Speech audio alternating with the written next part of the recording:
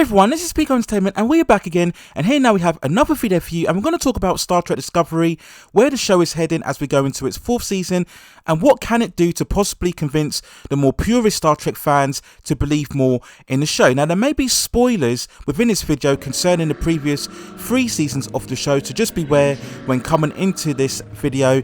Now season 4 of Star Trek Discovery is due to debut on the Paramount Plus streaming platform on November the 18th 2021, and I also believe it will still be streamed on Netflix as well. Now you can check out my coverage of season 3 within the channel, and I will leave links of my reviews of the overall season within the description.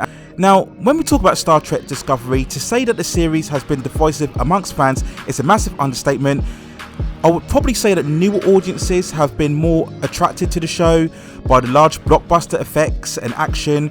Star Trek Discovery is currently one of the most expensive shows on television, and you can't deny the production. You look at the majority of the episodes and you can see the high budget is all there to be viewed on screen.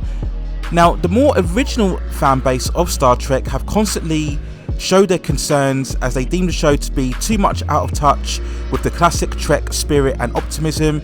They feel that the show is too far centered on a more modern, edgy, more violent, nihilistic tone, and they deem this to be inappropriate in terms of what Star Trek truly stands for. The lead character, Michael Burnham, has been constantly labelled as overly competent, a Mary Sue, a space Jesus. Many feel that she's overall too central to the main story arcs at the expense of the supporting characters, and I've shared this sentiment as well. So as we head into the 4th season, we pick up from the conclusion of the 3rd season when the crew had to stop the cataclysmic event of the burn. They had defeated Osara's forces, who were looking to take over the Discovery and negotiate terms with the new Federation. Saru leaves Starfleet for a new life on his planet Kaminar, and Michael Burnham had been promoted to captain of the crew.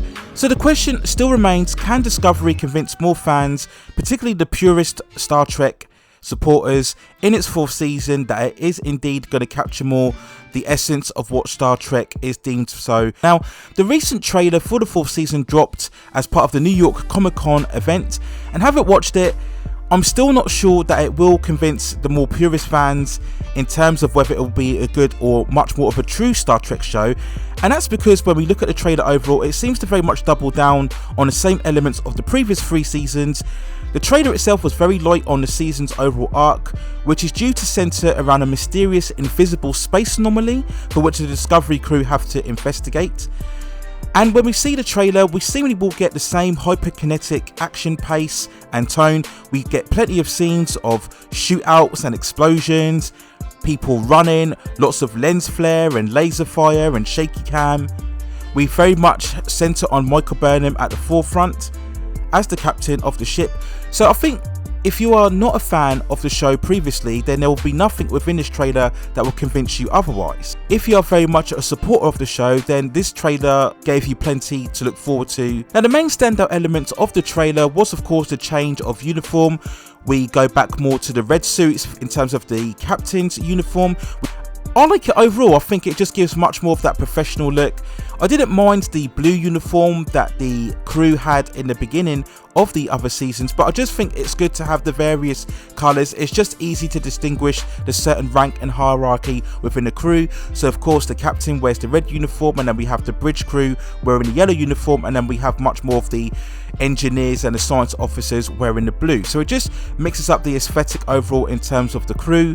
We later on see the return of Saru, who I feel is the best character. I thought it was a great move making him captain for season 3. And now what was interesting is that both he and Michael Burnham, it seems, are captain. So if Saru went away from Starfleet, if he's coming back, then how can he have a captain role alongside Michael as well? So it'll be very interesting to see how both coexist in terms of more senior roles within the Discovery crew. Is it that Saru is captain of another spaceship or another crew, and he's there to help support Michael Burnham as they investigate the space anomaly? He certainly does seem like he's much more of an advisory role. We get that certain line where he very much recognises that Michael is captain. We would assume that Michael will have much more of an authoritative standing over Saru on the ship, but as I said before, I think Saru is the more ideal captain because he's more level-headed. He has far more respect for Starfleet protocols than what Michael does. So it's good to have him back on the crew, and I think it's a character well played by Doug Jones. And of course we get multiple scenes of the various supporting characters, so the likes of Tully, Adira, Colbert, Stannis and Book. So hopefully we could get far more focus on the supporting characters, as I think that's what's been a very big weakness of the show, particularly in seasons 2 and 3, as I think the story was too centered around Michael and we just didn't get enough focus of the supporting characters. That's always been a standout element of all Star Trek shows, that it's never been deemed by one particular character. Yes, we have the iconic captains in the role, but it's very much been defined by other supporting characters of the main crew. Now the other big standout was the appearance of the president of the Federation. Her name is Sheila, I believe that's her name throughout this season. And what's interesting most is that she is part human, part Cardassian, and also part Bajoran. So that's a very interesting mix. So again, the more purist Star Trek fan, they may query that amalgamation of various races into one being. And I'm pretty sure we'll get much more depth and expansion into her overall role throughout the overall series. We did get one particular scene where she very much is lecturing Michael Burnham on her recklessness throughout the show, and that's very good because I think that's right, that Michael Burnham, while she is very much of a charismatic character, I would say, her constant breaking of the rules can be a bit frustrating at times, how she constantly goes against protocol yet still ends up having much more of a higher status than overall character. So I think it's good that if Saru is not going to be disciplining Michael, then certainly the president of the crew should be as well. So I think that's a very interesting dynamic, and we're going to get various clashes between the two personalities going out throughout the various seasons. Now the other talking point that I'm seeing online about this was the fact that we have the reveal of a Ferengi Starfleet member. We primarily remember the Ferengi most from Deep Space Nine with the likes of Quark and Nog throughout that show as well. There wasn't too much in terms of the character or who they are or how prominent they're going to be throughout the show, so again we can only speculate at this point, and it does very much seem to see that we would get a far more assortment of different races throughout the shows. That's all very good. So I think overall Star Trek Discovery, as I mentioned at the start of this video, it doesn't really seem to be doing too much different or trying to change the tone. They're very much going to stay on the same trajectory as what we've seen as the previous 3 seasons. Overall, I think the goal of Star Trek Discovery is to try and attract new fans, new audiences, and that's why we very much get the typical aesthetic of what we've seen of the show.